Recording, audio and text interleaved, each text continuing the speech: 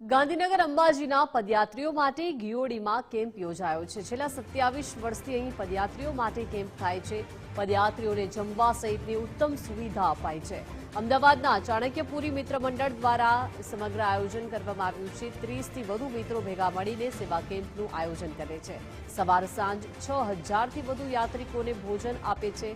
સવારે ચા નાસ્તો, બપોરે અને સાંજે મિષ્ટાન સાથે ભોજન આપવામાં આવે છે।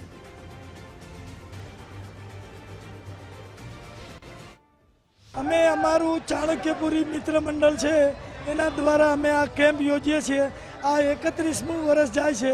પગપાળા અંબાજી માતાજીની ધજા ચડાવવા જે જાય છે એ મનથી ઈચ્છા થઈ કે આપણે એ લોકોને ફૂલની પાખડી જમાડીએ, પણ છેવટ જતાં અમારું મિત્ર મંડળ એવું ઈચ્છા થઈ કે બધાને પાકું ભોજન જમાડીએ। પણ એ 6000 માણસ જમે છે। દાળ ભાત, પૂરી શાક ને મિષ્ટાન, સાંજે કઢી ખીચડી, પૂરી શાક ને મિષ્ટાન।